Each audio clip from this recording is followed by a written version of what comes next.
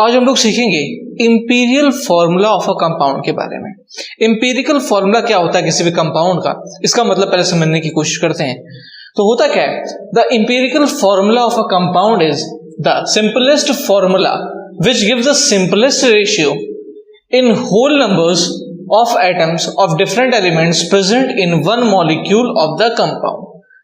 मतलब क्या हुआ इसका, यहां पर इसका मतलब ये हुआ कि एक अगर आपका कोई कंपाउंड है मान लीजिए, एंड उसके अंदर कुछ एटम्स प्रेजेंट हैं एंड वो गिवन उसका कोई मॉलिक्यूलर फॉर्मूला है, अगर उसके सारे एलिमेंट्स जो है किसी नंबर के मल्टीपल्स हैं तो क्या होगा कि उस नंबर से अगर हम डिवाइड कर देंगे सारे एटम्स को तो वो अपने सिंपलेस्ट फॉर्म में चला जाएगा, एंड सिंपलेस्ट फॉर्म में जाने के बाद उसी सिंपलेस्ट फॉर्म को हम इंपीरिकल फॉर्मूला के नाम से जानेंगे। अब यहां पर इंपीरिकल फॉर्मूला में समझा, यहां पर एक और टर्म यूज होगा इंपीरिकल फॉर्मूला मास। अब उसका क्या मतलब होता है उसको समझते हैं। The empirical formula mass is the sum of the atomic masses of various elements present in the empirical formula। यानी कि empirical formula mass का मतलब क्या हुआ कि जो empirical formula हमारे सामने बन के आ रहा है उसके सारे एलिमेंट्स जो हैं उसका अगर हम एटॉमिक मास का सम कर देंगे तो जो हमारे पास मास आ जाएगा उसी को हम empirical formula mass के नाम से जानेंगे। इसको एग्जाम्पल के थ्रू समझते हैं। तो एग्जाम्पल हमारे सामने है H2O2 का। H2O2 मतलब जो है हाइड्रोजन पेरोक्साइड। हाइड्रोजन पेरोक्साइड में आप देख पा रहे हैं कि हाइड्रोजन के 2 एटम्स हैं और ऑक्सीजन के 2 एटम्स हैं, ये दोनों ही 2-2 में है, तो यानी कि 2 के मल्टीपल्स में है। तो अगर मैं 2 से इसको डिवाइड कर दूंगा तो ये सिंपलेस्ट जो है रेशियो में कन्वर्ट हो जाएंगे। तो 2 से डिवाइड कर दिया तो इसका जो डिवाइड करने के बाद चीजें हमारे सामने बचेंगी वो इसका जो है इंपीरिकल फॉर्मूला हो जाएगा। तो इंपीरिकल फॉर्मूला कितना हो जाएगा, HO। 2 जो था दोनों में कैंसिल हो गया, 1 आ गया, तो वहां पर 1 को हम लिखते नहीं है तो ये HO में हो गया। तो इंपीरिकल फॉर्मूला हो गया इसका HO। अगर इंपीरिकल फॉर्मूला मास की बात करेंगे तो यानी कि HO का हम सम कर देंगे तो हाइड्रोजन का मास होता है 1 एंड ऑक्सीजन का 16, इन दोनों को सम करके 17 आ गया, यही 17 हमारा इंपीरिकल फॉर्मूला मास हो गया। तो आज हम लोग सीखेंगे डिटर्मिनेशन ऑफ इंपीरिकल फॉर्मूला के बारे में, यानी कि इंपीरिकल फॉर्मूला को हम किसी भी कंपाउंड का कैसे निकाला जाता है। तो इंपीरिकल फॉर्मूला में निकालने के लिए सबसे पहले कंडीशन क्या होती है कि इंपीरिकल फॉर्मूला हमेशा हमारा जो है वो कैलकुलेट होता है अगर हमारा परसेंटेज कंपोजिशन गिवन हो हर एलिमेंट का किसी भी कंपाउंड में। अगर परसेंटेज कंपोजिशन हमारे पास है तो हम आसानी से इंपीरिकल फॉर्मूला डिटरमाइन कर सकते हैं। अब डिटरमाइन करने के लिए हम क्या करेंगे, कुछ स्टेप्स को फॉलो करेंगे। वो स्टेप्स क्या क्या हैं उनको एक करके देखते हैं। तो सबसे पहला स्टेप होगा हमारे सामने, the percentage weight of CH&O are sometimes not given, it is determined. यानी कि आपके कार्बन, हाइड्रोजन एंड ऑक्सीजन इन तीनों का जो परसेंटेज कंपोजिशन होता है कभी कभी आपके एलिमेंट्स के कंपोजिशन में नहीं दे रखा होता है, तो उसको हम लोग कैलकुलेट करते हैं। कैसे कैलकुलेट करते हैं, सारे के सारे एलिमेंट्स का कंपोजिशन को हम सम कर लेते हैं एंड 100% में से माइनस कर देते हैं। तो 100 minus sum of all the compositions, तो हमारा क्या होगा, कार्बन, हाइड्रोजन, ऑक्सीजन का जो परसेंटेज कंपोजिशन है वो निकल आएगा। सेकेंड स्टेप क्या होगा, सेकेंड स्टेप आपका हो जाएगा the percentage weight of each element is divided bye its atomic weight. यानी कि जो परसेंटेज वेट होगा उसको हम लोग डिवाइड कर देंगे उस रिस्पेक्टिव एलिमेंट्स के एटॉमिक वेट से। डिवाइड करने से क्या होगा, डिवाइड करने से ये होगा कि हमें जो है नंबर ऑफ एटम्स हमारे पता चल जाएंगे, यानी कि उस एलिमेंट के, उस कंपाउंड के अंदर कितने नंबर ऑफ एटम्स हैं वो हमें मिल जाएंगे। थर्ड स्टेप है, if the molecules contain water of crystallization its percentage weight is divided by 18। अगर मॉलिक्यूल के अंदर आपका जो है वाटर ऑफ क्रिस्टलाइजेशन प्रेजेंट हो, वाटर ऑफ क्रिस्टलाइजेशन प्रेजेंट होगा तो उसको हम लोग 18 से डिवाइड करेंगे। 18 से डिवाइड करने का क्या मतलब है, यहाँ पर हम लोग basically molecular weight of water से हम यहाँ पर डिवाइड कर रहे हैं जो कि 18 के इक्वल होता है।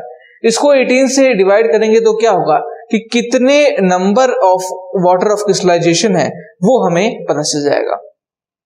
अगला स्टेप है to get whole number ratio of atoms of different elements and water molecules are divided by smallest number.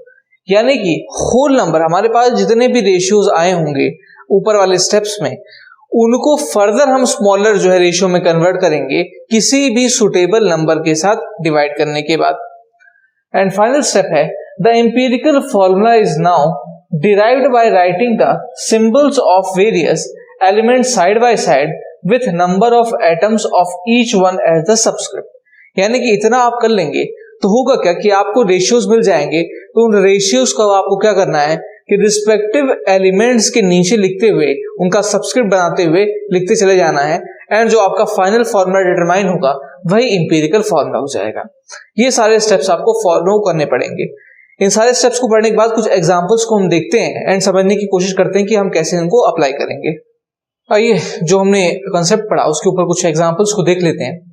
तो एग्जांपल पहला हमारे सामने, an organic compound has oxygen 26.24% and hydrogen 4.92%.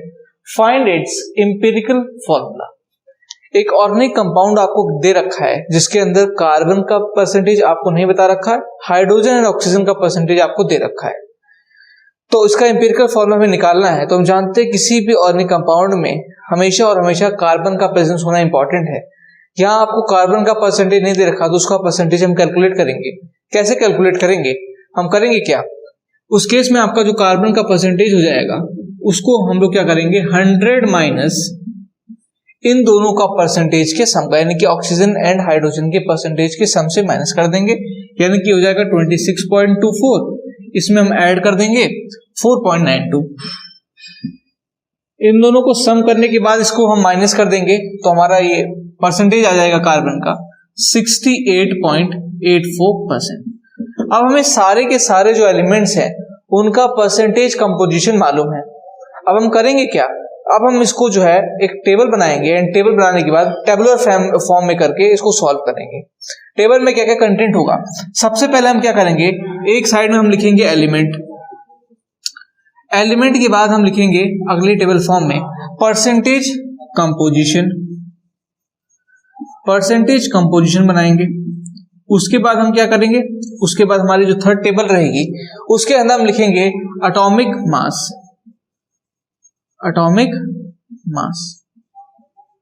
Atomic mass के बाद जो है हम टेबल बनाएंगे atomic ratio, atomic ratio. And last और फाइनल हमारी जो टेबल बनेगी वो होगा सिंपलेस्ट रेशियो की, सिंपलेस्ट रेशियो।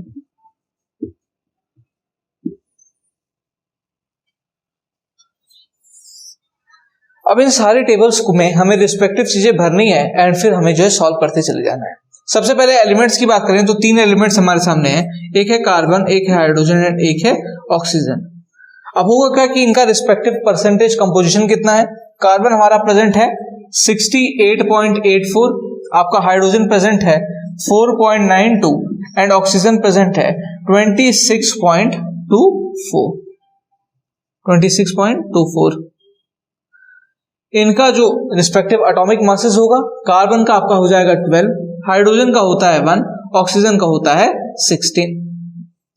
अब एटॉमिक रेशियो निकालने के लिए हम क्या करेंगे, परसेंटेज कंपोजिशन को हम एटॉमिक मास से डिवाइड कर देंगे। तो ये हो जाएगा 68.84 अपॉन में 12, इसको सॉल्व करेंगे तो ये हो जाएगा 5.74। 1 को डिवाइड 4.92 बाई 1 कर देंगे तो ये हो जाएगा आपका आ जाएगा 4.92 एटॉमिक रेशियो। एंड उसके बाद हम क्या करेंगे 26.24 को डिवाइड कर देंगे 16 से तो हमारी वैल्यू आ जाएगी यहां पर 1.64। ये हो गई हमारी एटॉमिक रेशियो की वैल्यू। अब हमें क्या करना है, अब हमें इसे सॉल्व करके सिंपलेस्ट फॉर्म में ले जाना है। अगर हम ध्यान से देखेंगे तो तीनों के तीनों जो रेशियो है ये पॉइंट के फॉर्म में है। इनको सिंपलेस्ट फॉर्म में कन्वर्ट करने के लिए क्या करेंगे हम, अगर हम 1.64 से डिवाइड कर देंगे तो ये नीचे वाला 1 हो जाएगा एंड सिमिलरली ये भी इससे डिवाइड हो सकता है एंड ये भी इससे डिवाइड हो जाएगा। तो 1.64 से हम डिवाइड कर सकते हैं, और भी कोई भी नंबर जो इनको कंप्लीटली डिवाइड कर पाए उससे आप डिवाइड कर सकते हैं। तो हम 1.64 से इसको डिवाइड करेंगे तो 1.64 अपॉन 1.64 यानी कि ये हो जाएगा हमारा 1। तो यहां पर जो है ये हो जाएगा हमारा 1, ऑक्सीजन का 1 हो जाएगा। इसको डिवाइड करेंगे तो ये 3 टाइम्स कट जाएगा, तो ये 3 हो जाएगा, एंड इसको डिवाइड करेंगे तो यहां पर 3.5 हमारा आ जाएगा। यानी कि सिंपलेस्ट रेशियो हमारे पास हो गए 3.5, 3 एंड 1। अब यहां पर एक ध्यान देने वाली बात है, एटॉमिक रेशियो क्या होता है? एटॉमिक रेशियो हमें बताता है नंबर ऑफ एटम्स की संख्या। नंबर ऑफ एटम्स अगर बताने की बात होगी तो क्या 3.5 नंबर ऑफ एटम्स कहीं किसी में प्रेजेंट होते हैं? नंबर ऑफ एटम्स हमेशा होल नंबर के फॉर्म में होंगे, यानी कि 3.5 एटम्स तो प्रेजेंट नहीं हो सकते।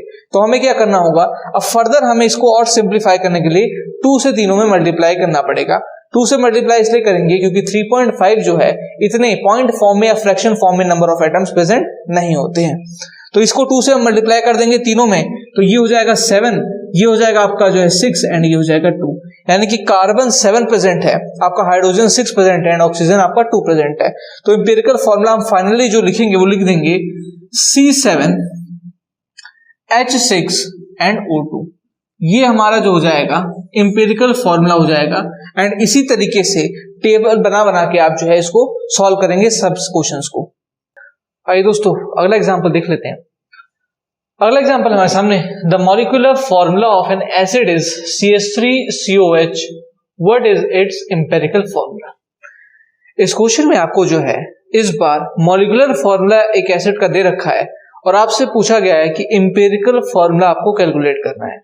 तो हम क्या करेंगे, सबसे पहले हम रेशियो को कैलकुलेट करते हैं कि कार्बन, हाइड्रोजन और ऑक्सीजन का इस कंपाउंड के अंदर क्या रेशियो है। तो यहां पर क्या है, इस कंपाउंड को अगर हम देखें ध्यान से तो ये है हमारे पास CH3COOH। कार्बन के हमारे पास 2 एटम प्रेजेंट है, हाइड्रोजन के हमारे पास 4 एटम प्रेजेंट है एंड ऑक्सीजन के हमारे पास 2 एटम्स प्रेजेंट है। तो यानी कि C2H4O2 ये इसका जो है मॉलिक्यूलर फॉर्मूला है। यहां पर हम क्या करेंगे, अब हमारे पास कार्बन, हाइड्रोजन एंड ऑक्सीजन का अगर हम रेशियो की बात करें तो ये इसका रेशियो इस कंपाउंड के केस में हो जाएगा 2:4:2। ये हो जाएगा इसका रेशियो। हम क्या करेंगे, अब हमें इसे सिंपलेस्ट फॉर्म में कन्वर्ट कर देना है एंड सिंपलेस्ट फॉर्म में कन्वर्ट करके हम लिख देंगे तो वही हमारा जो है एम्पिरिकल फॉर्मूला हो जाएगा।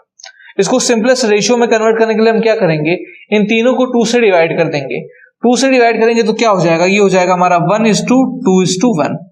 तो ये हो गया हमारा सिंपलेस्ट रेशियो में कन्वर्ट। अब इस सिंपलेस्ट रेशियो को सब्सक्रिप्ट बना के हम लिख देंगे तो हमारा फॉर्मूला हो जाएगा CH2O। तो ये जो CH2O जो हो जाएगा यही हमारा हो जाएगा एम्पिरिकल फॉर्मूला इस केस में।